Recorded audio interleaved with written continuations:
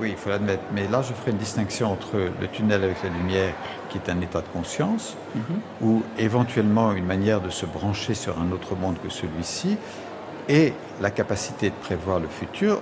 Or, le futur n'est pas écrit. Voilà, c'est le dilemme. Le grand problème, est-il écrit ou n'est-il pas écrit? J'aime bien cette hésitation. Oui. A beaucoup de saveur. Parce que sur toute l'écriture du livre, j'ai continué à me poser cette question. Et dans Nous les dieux, l'aboutissement, c'est que quelque part tout est écrit.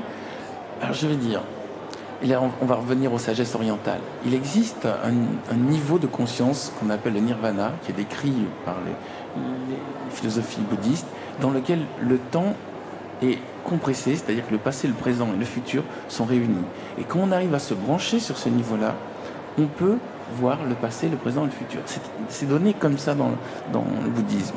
J'ai pris ça un peu pour argent comptant, et en fait, j'imagine que ma Cassandre, du fait de son autisme, elle a développé des sens particuliers qui font qu'elle se branche presque inconsciemment sur ce niveau de nirvana, et là, elle voit en flash le futur.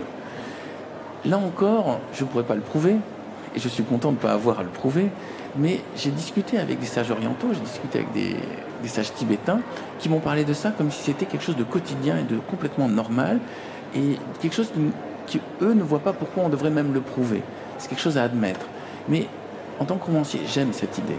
Donc c'est un peu comme Dieu. Quand j'écris, je vis avec. Quand j'écris le miroir de Cassandre, je vis avec cette idée. Il existe un niveau qui s'appelle le nirvana, dans lequel on peut se brancher, et à ce moment-là, le temps est réuni, passé, présent et futur. Oui, cela dit, vous posez avec cela le grand problème de la liberté. Si tout est écrit, nous n'avons aucun moyen d'agir sur le futur.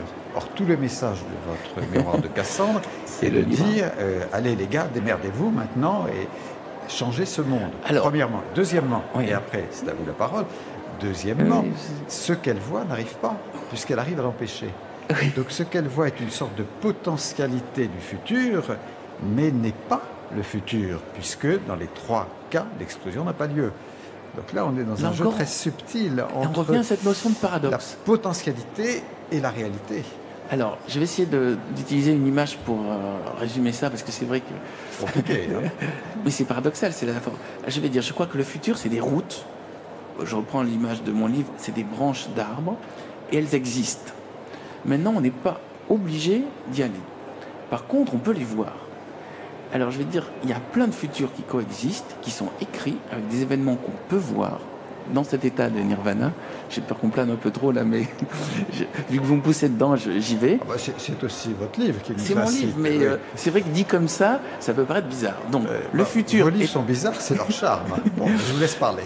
Donc, le temps, c'est un arbre avec les racines qui sont le passé, le tronc qui est le présent, et les branches qui sont le futur.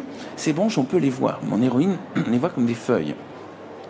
On peut les voir, et on peut les voir très précisément.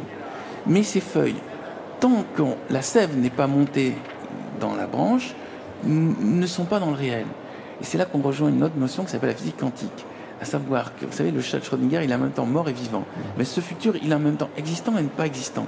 Ça va dépendre du choix que font les individus qui vont faire que ce futur-là va exister ou ne va pas exister. Dans un autre futur, il y a peut-être une inondation qui va submerger ce salon du livre. Ce futur, il a très peu de chances de se produire, mais il existe. Et c'est nos choix, peut-être quelqu'un qui va déclencher un tsunami quelque part, c'est ce choix de cette personne qui va entraîner cet événement. Il est peu probable, mais dans les branches, il pourra exister. Mon héroïne serait capable de voir ce futur avec le salon du livre entièrement inondé.